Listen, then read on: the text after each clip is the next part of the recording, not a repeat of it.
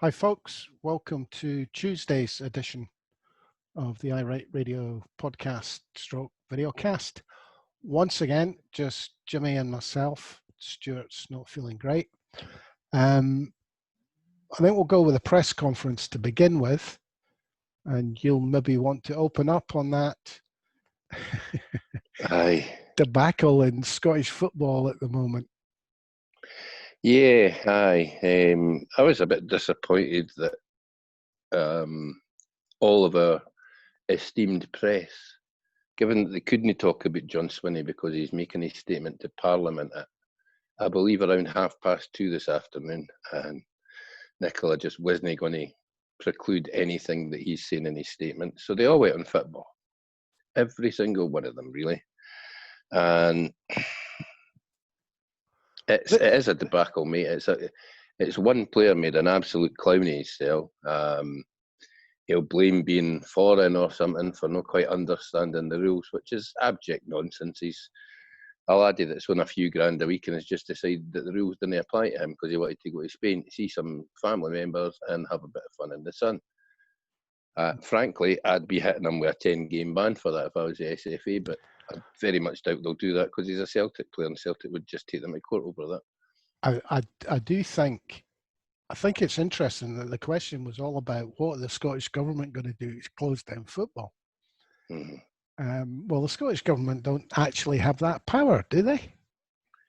No, but I think if one player or a club or anybody steps out of line again, then they will turn around and say, "Came up, bang, you're having a 3-week hiatus here, no games for 3 weeks." Because at that point, if the government instructs them to do so, then they're pretty much, can you really see the SFA and the SPFL saying, "No, we're going to go ahead anyway"? Very much doubt it. But as I say, mate, I think it's down to this particular individual, and he should be hammered. Given the Aberdeen one, that was abject stupidity. You can't expect that for more than half the team. Yeah, you can't expect that for daft young laddies. But they're going to Spain. I mean, I'm sorry, travelling abroad at the moment isn't something that you do without thinking about it. So he's thought about that and decided either that he wasn't going to get caught, or, as I say, the rules just didn't apply to him. Aye. Be interesting to know if he flew from Scotland or he travelled elsewhere. Mm-hmm. Well, I think, as I say, I think he will he'll get roasted, mate. The club are going to fine him a couple of weeks' wages because that's the maximum that they can do in this day and age. So it'll cost him a few thou. As I say, I would give him a healthy ban for being quite so stupid. But Celtic are quite a litigious club, so I'd imagine that the most he'll get him maybe a 2 or 3 gamer there. Well, I think they're kind of obliged. I take it he's going to be forced to self-isolate for at least 14 days, which is 2 games. Yeah, but he came on as a sub on Sunday, mate, because he hadn't informed the club that he'd been away. So that point, in effect, everybody in the Celtic first team should be self-isolating for a fortnight, which probably isn't going to happen because of the way that TV contracts are and the fact that Sky, well, they showed the Celtic game there on Sunday, so presumably they'll be showing the Rangers game this weekend. So they'll want the Celtic game the next again weekend. So they're going to, well, there's your problem. He didn't self-isolate it, so the whole of the Celtic bubble should be self-isolating. Effectively, and that whole the opposition. Right? Mm-hmm. So because that's at least 22 players. Yeah. And all your backroom staff and all your subs in that, mate. It's a healthy number of people that effectively ought not to be taking any part in Scottish football for the next 14 days. And a totally innocent club. Mm-hmm. I mean, I suppose you could argue that Celtic as a club are innocent, and you're presuming that they've told everybody what to do. Yeah. But the knock-on effect could be massive. It's one. It just goes to show you, in all sports, but particularly team sports, if they are, and they've all been instructed to do this bubble thing, it doesn't take much for one person can absolutely ruin it for countless players, countless backroom staff, and thousands of fans, mate, because the fans can't watch the game now So the only game they can watch is on telly. So how many? I mean, that Celtic game at Kilmarnock, they would have had, say, 10,000 fans at the game. No, but you've got hundreds of thousands watching it. You've got hundreds of thousands of people that were watching that game who now may not be able to watch the next Celtic game because it can't take place And because then of one person's. and then you come to the delicate issue of the politics of it. What effect would shutting down Scottish football? Because the Scottish government would definitely get the blame for it. I don't know, mate. After last year, maybe they should just call the league and make Hibs champions. Just top them now. There'd be a big party in league. Celtic would be absolutely bereft because they wouldn't get their 10 in a row, but who knows? But can she shut down football? No, it's kind of a decision that football takes. But as I say, if she was to turn around and say, right, you guys are no longer sanctioned to carry on with football behind closed doors, I think there's a public health thing there that she could, because effectively they shut it down the last time. They shut it down last season, didn't they? They instructed them not to play. How many votes would it cost her? Cost her a fair few in the East End of Glasgow, that's for sure. Difficult decision. Politically difficult decision. Health-wise, it's not difficult, is it? Which means she's got to take it. If it gets out of hand, she has to take it. I mean, there's still ongoing discussions and meetings today. I think we can safely say that the SFA and the SPFL are being roasted by politicians at the moment, and they will pass on that roasting to the clubs this afternoon. So the back pages will make for interesting reading over the next couple of days. Oh, I think this will be front page. Unless Swinney actually does resign, I think this will be front page. Going on to the Swinney thing, mate, it's all conjecture. We don't know, but it looks more and more like he's just going to go with the estimations from teachers, which sees a 20% bump in exam attainment this year. Well, I watched Newsnight last night, and there was an English guy on, some professor or other, who was on the side of the SQA, really, saying that everybody has basically forgotten about last year's pupils who had an exam and, the pass marks were about 65%. Next year's pupils, unless they change the system, are likely to be on round about 65%. Yeah. And this year's pupils are on 85%. So it makes it very difficult for pupils from last year who are now applying to university to get a place, as against somebody who's got 3 A's without sitting any exams and they got 2 B's and an A. And the opposition parties are understandably concentrating on the kids' qualifications. Nobody, I don't think I've seen a single article that's questioned how employers and universities are going to view these results. And they should be out there. They should be out there right now asking employers and universities those questions. Well, that's why there was mitigation put in there. I see there's the English A-levels. Now, they come out Thursday, and the GCSEs are, I think, next week. But the English A-levels had a bump of 12% this year, and they've moderated that down. So are we going to see the same kind of stooshy in England?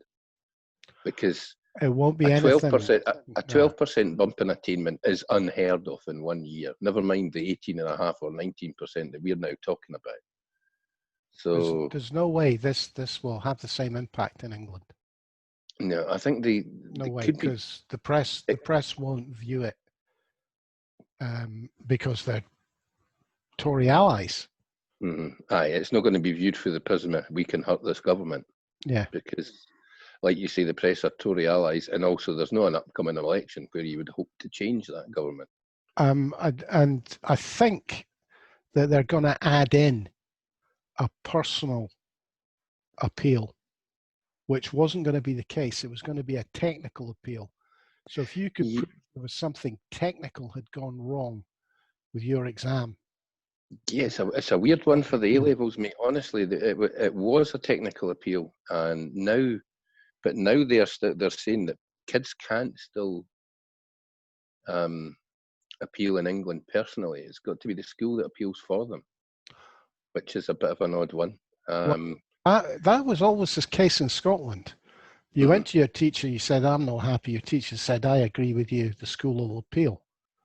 Aye. But that's changed because it's free appeals. Just about everybody that wants an appeal will get one.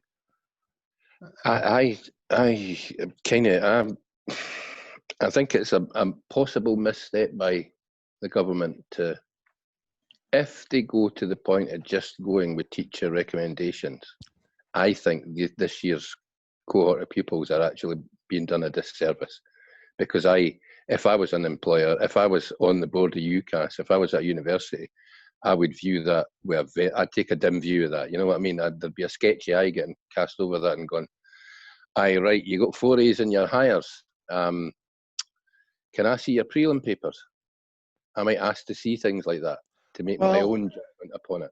Well, the interesting thing is all the universities are thinking they're not going to have the same number of foreign students because of the coronavirus. So will we actually see a case where this will suit the universities? It may very well, mate, but they do hate to give places to people who then drop out, because that costs them an absolute fortune. Yeah.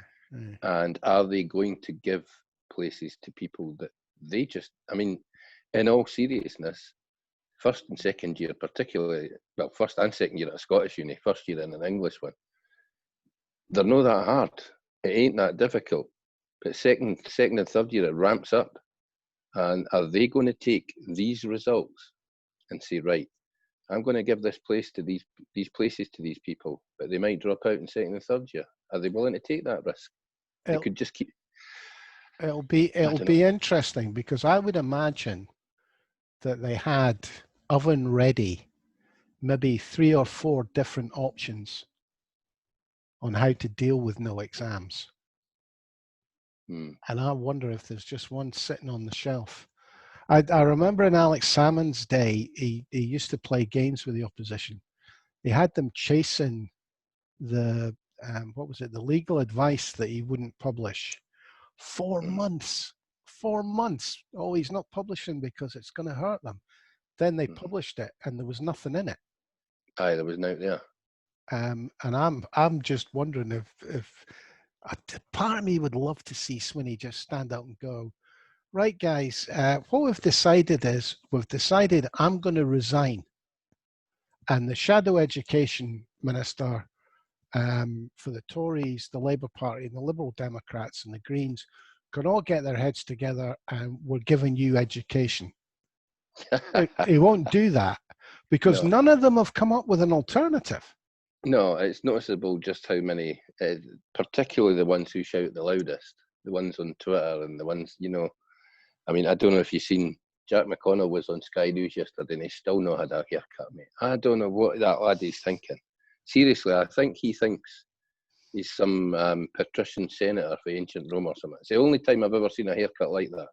When Cicero, you know, when you've seen Cicero in a movie. Yeah, he's probably always wanted to cut his hair like this, and this is the only excuse he's got. Aye, it's outrageous. But anyway, he's been shouting loudly. You've got Ian Gray shouting loudly, which is quite frightening actually, because Ian Gray is one of the most monotone people I've ever heard. I mean, his voice is a bit like that, and he tends to be a wee bit. Mr. Charisma by. He's almost as bad as Alex Rowley. So when he's shouting loudly, it's a bit of a worry. But and of course Neil the Fudd Finlay, who just loves to put things on Twitter to show how remarkably unintelligent he is. He's really beginning to annoy you, isn't he? It's just constant, mate. I mean, seriously, what is it? Basic salary for an MSP, 62.5 grand. He's the best paid troll in Scotland because he's never off Twitter. And have you seen anything about what the Welsh government are going to do with this? No, the Welsh government have gone down a similar route to us, but they are playing their cards very, very close to their chest, which is fine. That's exactly what the SQA did. I see wee Ross again was whinging about, we told you this months ago, but if I was the SQA, would I hand my critics like Ross Greer and Jim McInerney, the system, would I show them my working, so to speak? Would I tell them the system I was going to use to put out exams before I did it? Of course I wouldn't. So the Welsh have done exactly the same thing. We'll see when their results come out. I would imagine their results will be close to ours, mate. You know, a wee bump up almost across the board. And then will they get the same harassment from the press as the Scottish government have got? It'll be interesting. And I'm, of course, as ever, looking forward to the headlines. Whatever Swinney says, they'll have a list of headlines. Because it's intractable. This is not a problem that will make everybody, a solution can make everybody happy. Exactly. If I was Swinney, and if I was a betting man, I think he might throw a couple of curveballs, because all the press seem absolutely certain he's going to do one thing. So I think he might do something slightly different. But if the press are right, then we're going to, basically, the SNP could effectively campaign next year during the election by saying we have got rid of the attainment gap in Scottish education. That's what I don't understand. But having said that, of course, back to normal in 2021, and there will be a drop. Aye, there'll be a huge drop next year. There'll be a massive drop, and they'll be able to go after them again. I don't know. I'm looking forward to watching John Swinney this afternoon, because I think we might see some heads burling. We might see some heads exploding, because, as you very well know, Norrie, us being political geeks, there are a considerable number of people in that chamber who will have no understanding of what John Swinney says until they get the A4 readout of it that's provided to them by their party a couple of hours later. Once the press office gets on it. Aye, so you can guarantee the ones that won't be speaking, your James Kelly's and your... Aye. What is it about the Labour Party and these guys who cannot put any life at all into their voice? James Kelly's another one. Aye, well, Kelly and Sarwar, fair play, they had rich daddies who basically bought them a career. I don't know if Ian Gray was, after his rather unsuccessful tenure as Labour leader, I don't know if he maybe tried to run lessons in public speaking for the next cohort of MSPs, but if he did, that was a remarkably bad decision. Because there's a few of them that are just horrifically, they've got no personality at all. Liz Smith's another one over on the Tory bench. Apparently she's remarkably clever, but you just hear that voice and you can feel your eyelids going. It's like sitting in a lecture theatre where somebody's got the heat up to 40 degrees or something. I like Liz Smith. I think she comes across as an intelligent person because she asks intelligent questions at FMQs. I mean, I know she's a Tory, but her questions tend not to be simple digs at the SNP. They tend to be relevant to the better education. I haven't heard a lot of her actually over this. No, she's been quite quiet, and she was the education spokesman, wasn't she? She is the education spokesman, I believe. So maybe she's understanding what the real problem here is. Or perhaps they want to leave the field clear for Colonel Bombastic to have a wonderful performance in their first performance this afternoon. That's true. Employment figures came out today. Yes, they did, and not good reading as we kind of expected. Unemployment up to 4.5% in Scotland. The one that stuck out to me now, Nicola, our presser, did say this is experimental figures. This is stuff for July. These were figures April to June, so they're extrapolating and doing their jiggery-pokery on the July figures. But effectively, the claimant count in Scotland has doubled from July last year to July this year, which is massive. That means that there's a hell of a lot of people who are claiming income support, for example. You know, they're not in the furlough scheme, they've had their hours cut to 10 or something like that. So effectively they can't claim job seekers, but they're having to claim something else. And that's a time bomb waiting to explode upon us. particularly come October when the furlough scheme ends, and then from Yeah. October you've got 3 months, and then you get Brexit. I mean, again, we've seen Debenhams cutting in half 2,500 jobs this morning. There's jobs going all over the place, and Yeah. the economic disaster that is marching up the path here is going to be very severe for everybody. It's Yeah. going to impact upon absolutely everybody in the country in one way or another. And frankly, the pandemic has been a disaster. We've lost way too many people. But I think it's a bigger disaster that's marching up the path, because you know yourself, Norrie, and every time there's an economic downturn, deaths go up. You lose Yeah. people. You lose years of growth. You know, the last 10 years of growth could be wiped out completely if this is a bad thing, a bad downturn. And then I've got a wee bugbear going on in my head as well, that all the announcements seem to be for schemes for young people. You know, there was an 80% drop in people being taken on as modern apprentices, so they're chucking more money at it.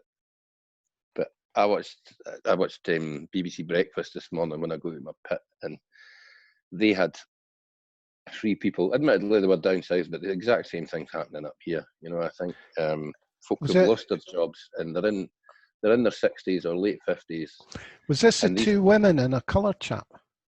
aye, I think it was me. I Aye, think they had it as a Newsnight report last night. Yeah. right. And it's just, I mean, your late 50s or your early 60s, are they being hung out to dry here a wee bit? Because these are people who, particularly the women, they might have got a pension a few Yeah. years back, but right now they've no. And Well, that one woman who was she was having to wait till she was 67 for her pension, and appeared to be saying she'd planned to retire at 60, and she just I couldn't think afford to live on the wages she was getting. I think a lot of people, a lot of women would have you know, mate, I didn't necessarily want to be doing the job that I'm doing in my 70s. I could do it in my 60s, no bother, but do I really want to do that? You Yeah. know, Yeah. everybody, you work away and you make your plans thinking, right, I might just be able to afford it. And then the government pull the rug from under a hell of a lot of women when they change the pension age. I think right now I stand to up to 68. I might not be safe Yeah, to do well, the job that I'm doing at 68, mate. I don't know. You didn't know what's marching up the path, well, what's round the corner, eh? I love the idea that a fireman or policeman could do the job at that age. Exactly. I mean, it's You know, just it's it's craziness. mental.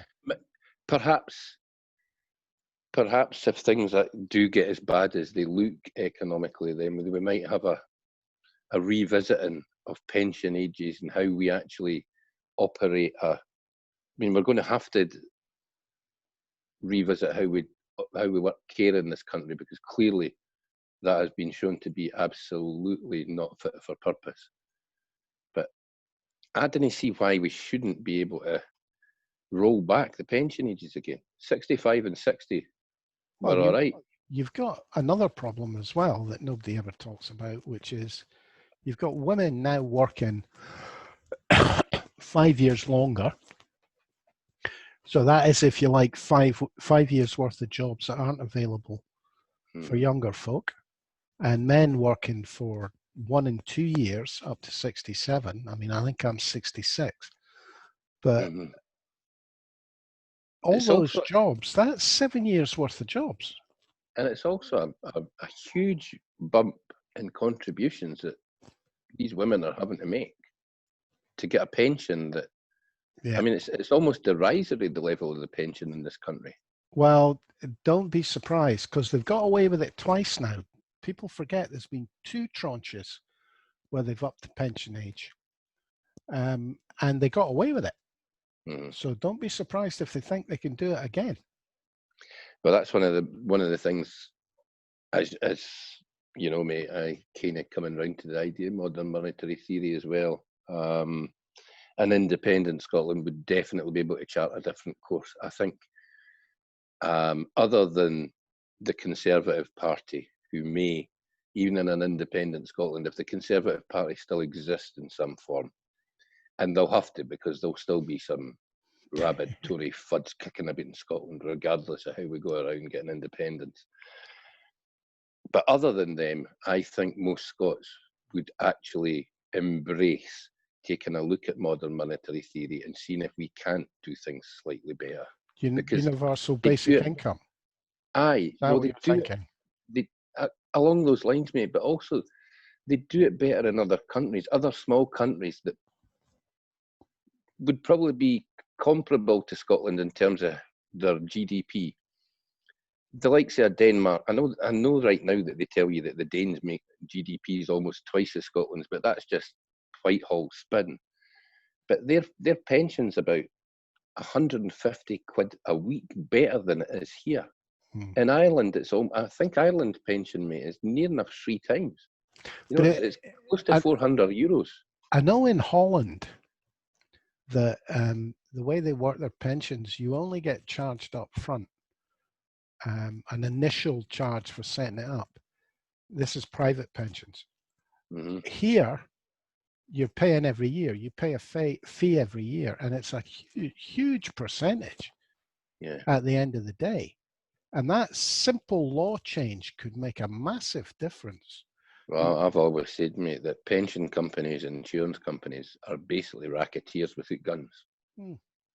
I think insurance, any form of insurance, is racketeering. But, well, especially when there's a flood, and the first thing the insurance companies do is ask for government money because they didn't want to pay out. Aye, I mean, must be nice if you're a shareholder in one of these insurance companies, because year in, year out, once you pay your whack to buy the shares, year in, year out, they're giving you money back. Well, I mean, the more disasters we have, economic, financial disasters, the more obvious it becomes that the only socialism that the Tories will tolerate is for capitalists. Aye. Fiscal socialism to look after shareholders, because after all, shareholders of companies are also shareholders in the Conservative Party. True. Anything else that struck you today? Donald, do you see somebody was waving a gun and they escorted him out of his press conference yesterday? Did they give him a prize? Did they not shoot him? I think they did shoot him, mate. Aye, they shot the Donald. Guy. They shot the boy that was waving the gun about. Aye, but I think dragging Donald out of a press conference because somebody waves a gun around in the street outside is possibly a bad idea. Maybe his team should have dragged him at the press conference or the interview that he gave yesterday, where he seemed to indicate to people. In fact, he didn't seem to indicate to people. He did show up his idiocy again, but this is underlining it, that the 1917 flu pandemic ended the Second World War. That's how he put it. One, it was 1918 it started. Certainly nothing ended in 1917. And if anything had ended in 1917, it wouldn't have been the Second World War, would it? Jesus, how on earth did they elect the thickest man in America? He's thicker than the thick milkshakes that they insist on giving you when you ask for a milkshake in a McDonald's or Burger King. The thing that caught my eye today was the BBC. No dame. Going to run a documentary on the Alex Salmond, and the way it's been trailed is the Alex Salmond criminal trial. And guess what? All the Jigsaw women, well, not all of them, but some of them are being interviewed for it. Yeah, presumably they're going to get Isa for Still Game again. She done a Barry job on the nonsense the other week there about care homes, so presumably her and her actor pals are going to play these women. They're just not going to let this die. No, it seems quite odd, mate, that Kirsty Work's apparently presenting it, because Kirsty Work still has, she certainly still sees herself as a serious journalist. And if you're doing a one-sided take, calling this a criminal trial, well, it was a criminal trial, I suppose, but you can't really label it as a criminal trial once he's been found not guilty, can you? It's still a criminal trial, but you can't label him a criminal, for example. they're trailing the women as alleged victims. See, they're Are not you alleged still victims an anymore. alleged victim when somebody who's been accused of victimizing you has been found not Well, guilty? he's been acquitted, so the court, in acquitting him, decided that there was no case to answer to their allegations. So I wouldn't call them alleged victims any longer. I'd call them. I know what I'd call them, but I guess I'm not allowed to say that on here. But there's Well, certainly it, there's it'll no it will constitution. be interesting I'd because, imagine Mr. Salmond and his legal team will be watching it very, very carefully. well, I wonder if Alex Salmond has been allowed to say it, has been given the opportunity, has been given a platform on this program. Yeah, see, normally the BBC would. Normally the BBC would approach him for his view of it. It depends, mate. I mean, if they've gone down the Danny Garavelli route, they've just decided he's guilty regardless of what the court's got to say, and it's going to be a hatchet job. But I'm intrigued because, as I say, I'd be surprised if Kirsty Work would do a hatchet job. Well, I mean, she's got the timing of it is interesting. Right at the start of the inquiry, the BBC managed to put together a program. I just, Yeah, well, mate, it could be as simple as one of these women has contacts in the BBC and has convinced one of her friends to do the story on the basis that I'll get you the alphabet birds, I'll get you the alphabet women to speak to you. Because they're not letting it go. They're still determined to ruin Salmon's career. And at the end of the day, probably save themselves an awful lot of money. Because if Alex Salmond decides to bring civil cases against any of them or against Danny Garavelli for her articles, he'd have a well, pretty good chance of winning. if they keep going the way they're going and keep making these accusations, we're presuming they're going to make the accusations. But if that's what they do, Salmond must have a fairly good case to take them to civil court and sue them. I'd have thought it was a pretty straight up case of defamation straight away. But the BBC will have their lawyers on it. It just depends whether the BBC lawyers are that good. End of the day, Salmon's got some pretty good lawyers. He's had two cases so far and won them both hands down. So, Mind you, what would he argue? He would have to argue defamation. Defamation difficult with all that's been said already. I don't know, mate. There's a couple of strange ones that you can argue when it gets to your future potential earnings, for example. Maybe. You Maybe. know, they could. I don't know. I'm not smart enough on legalese to go into that, but I wonder if this bar on naming them is a lifelong bar. Is there a time limit on it? I don't think it is time limited, mate. I think it is meant to be in perpetuity, which is a weird one given that, well, I know one. I've purposefully went out my way not to find out any other names because I didn't really want to know them. But, I'm the same because I'd get annoyed and name somebody I shouldn't name. Aye, but for example, I'd be worried if I knew the names and some of them were trying to get themselves a job as a candidate for next year's election, for example. I'd probably put it out there in the public domain, mate, because I don't think anyone who has accused someone of that and not been able to back that story up in a court of law should then have a job as a politician. That's just my own personal viewpoint, but you've accused somebody of a serious criminal action, not being able to prove it, aren't willing to let it go to the point where you're now approaching the state broadcaster to get a programme put out there to impugn their character again, seeing you couldn't impugn it enough to get a conviction. That kind of person for me, with that kind of bitterness inside them, shouldn't be anywhere near politics. And if I found out that any of them were standing as candidates, I would chuck it in their face. I'd go and follow them around their campaign trail and chuck it in their face all the time. Well, I mean, if that's the case and it were to come out, Mm-hmm. I couldn't see how they'd get elected with the amount of support that's still out there for Alex Salmond. I couldn't see how they would actually get picked as candidates if it came out that they were involved in that situation, mate. You're right. Salmond still has a lot of support within the party. Whilst I remember, Norrie, should we point out to people that Peter Bell appears to be being censored by Facebook at the moment? I noticed that today, yeah. Yeah, aye. It started yesterday around lunchtime. It turns out Peter cannot post, or you can't repost Peter's posts, and he can't post stuff from his own website to Facebook because apparently Peter's output is spam. Maybe give Peter a phone and get him on tomorrow. It's maybe worth doing that, mate, giving him a wee, Well, wee it chat. won't be tomorrow because we'll have Swinney to dissect, unless he does something simple.